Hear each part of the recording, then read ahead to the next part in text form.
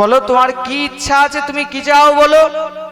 বলে প্রভু আমি একটাই জিনিস চাই, যে আমার সন্তানকে যেন আমি কোনো গুরুকুলে, কোনো মুনি ঋষির আশ্রমে যেন তাদেরকে সংস্কার দিতে পারি। এই রাজ পরিবেশে কখনো সন্তান মানুষ হবে না, কৃপা করে আমাকে কোনো যোগীর আশ্রমে রেখে আসুন। মহারাজ রামচন্দ্রকে যখনই এই কথাটা বলেছে, আর এদিকেও কি হয়েছে, এদিকে ওই ধোবি অযোধ্যার মধ্যে নানা প্রকারের কুকীর্তি ছড়াতে শুরু করেছে। তখন রামচন্দ্র কি করলো, সেই কুকীর্তির মাধ্যম নিয়ে যে আমি যদি এখন মা সীতাকে শুধু শুধু রেখে আসি তো আমার উপরে মিথ্যা লাঞ্ছনা পড়বে।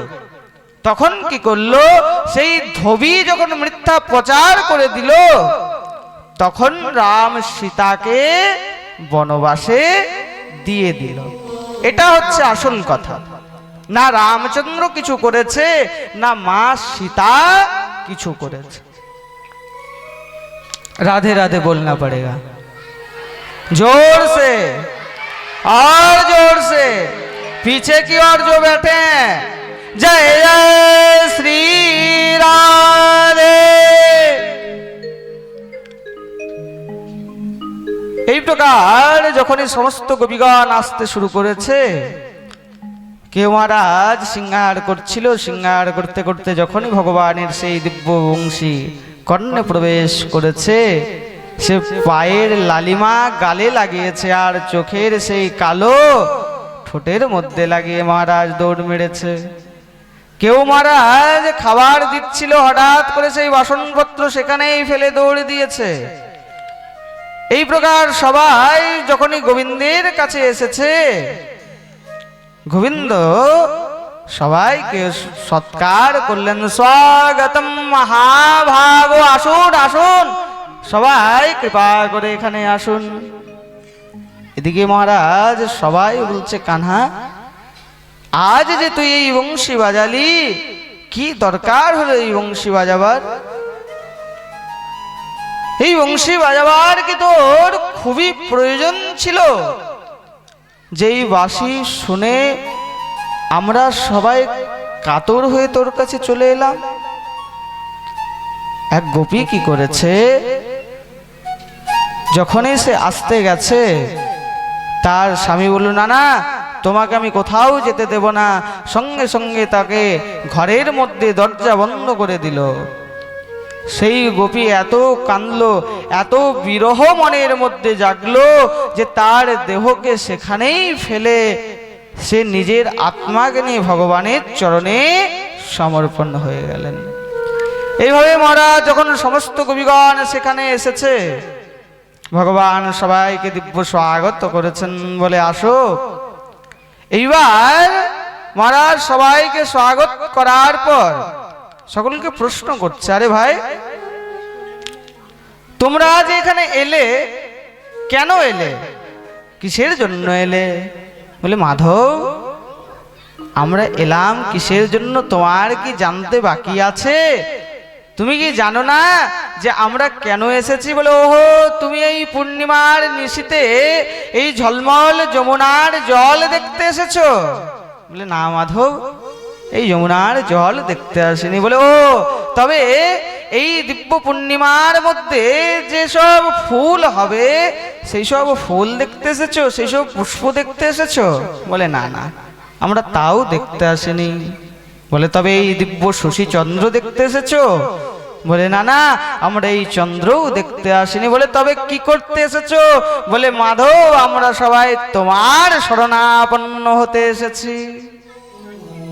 আরে সখীগণ, জানো না কখনো কোনো পতিব্রতা নারীকে কোনো পরপুরুষের কাছে আসতে নেই। লোকে লাঞ্ছনা দেয়, লোকে কলঙ্ক দেয়। যাও যাও, এখনো তোমাদের সময় আছে, ঘরে চলে যাও, এভাবে এখানে থেকো না।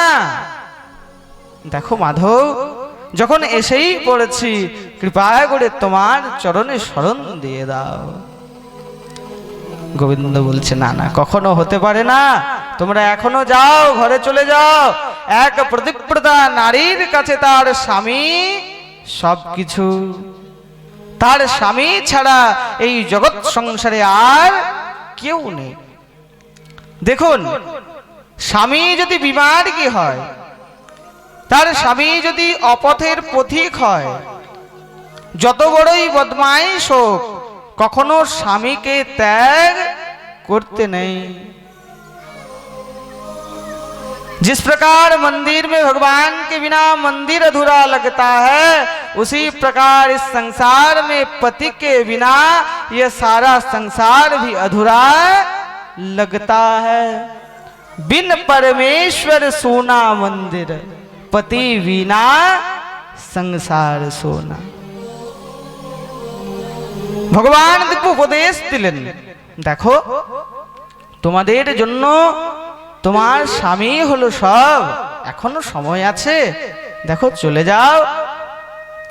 দেখো তোমাদের স্বামী বদমাইশ হতে পারে, কুলোটা হতে পারে, যাও যাও, এখনো সময় আছে, স্বামীকে কখনো ত্যাগ করতে নেই, যাও যাও চলে যাও, তোমাদের স্বামী সেবা করো, এখানে এসে কোনো লাভ নেই। এই প্রকার যখন বলেছে, গোপীদের একটু মনটা দুঃখ হইল। সেখান থেকে এক গোপী বলছে, আচ্ছা মাধব, একটা কথা বলবো। বলে কি কথা বলো? আমি তোমাকে একটা গল্প শোনাবো, আর গল্পের অন্তে তোমার কাছে একটা প্রশ্ন করব, তুমি যদি সেই প্রশ্নের সঠিক উত্তর দিয়ে দাও তো আমি তোমাদের কথা শুনে নেব। ঠিক আছে বলো। বলে মাধব, আমাদের এই বৃন্দাবনের মধ্যে এক শেঠ ছিল। সেই শেঠ কি করেছে, তার স্ত্রীকে ছেড়ে একদিন মনে মনে চিন্তা করলো যে আমি বাণিজ্যে যাব। কিন্তু সেই শেঠের যে সহধর্মিনী, তার যে স্ত্রী, সে বলেছিল যে দেখো স্বামী, আমি তোমাকে সেবা না দিয়ে, তোমাকে একবার দর্শন না করে জলগ্রহণ পর্যন্ত করি না। তবে বলো স্বামী, আমি কি প্রকার তোমাকে ছাড়া এতদিন পর্যন্ত এখানে থাকবো? মাধব জানো তখন সেই স্বামী কি উত্তর দিয়েছিল? তখন সেই শেঠ কি উত্তর দিয়েছিল জানো? বলে কি উত্তর দিয়েছিল?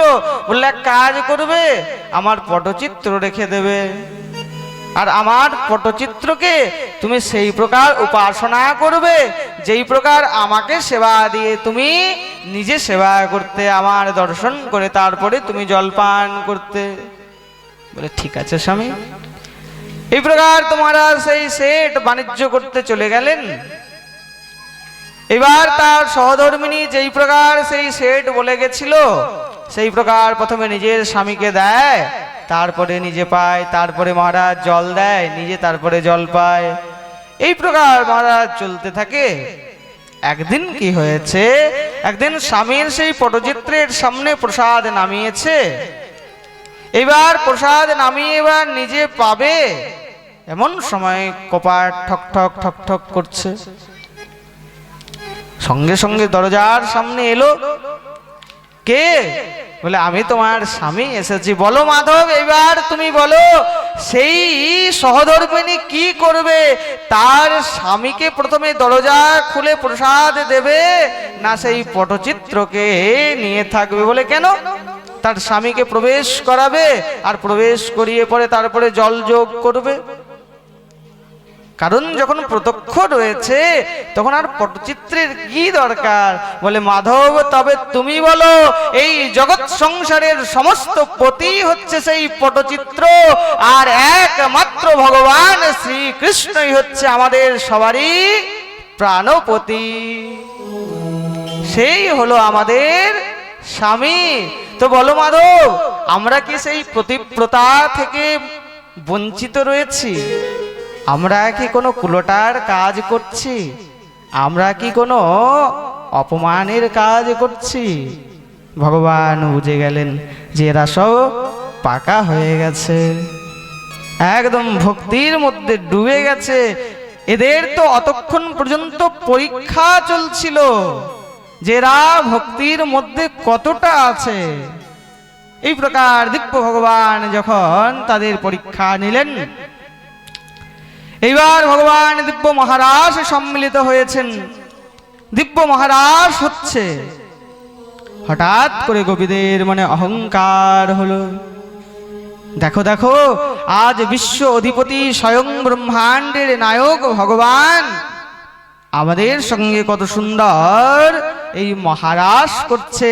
আমরা গোবিন্দের চরণ পেয়েছি, আমরা গোবিন্দের জন্য বৈজন্তী মালা বানাচ্ছি, আমরা গোবিন্দের চরণ সেবা করছি। ভগবান বলছে, ওহো, তোমাদের মনের মধ্যে অহংকার হচ্ছে। যখনই তাদের মনের মধ্যে একটু অভিমান জেগেছে, সঙ্গে সঙ্গে ভগবান অদৃশ্য হয়ে গেল। আর যখন ভগবান অদৃশ্য হয়েছে, সবাই বিচলিত হয়ে গেল, কোথায় ভগবান, কোথায় ভগবান।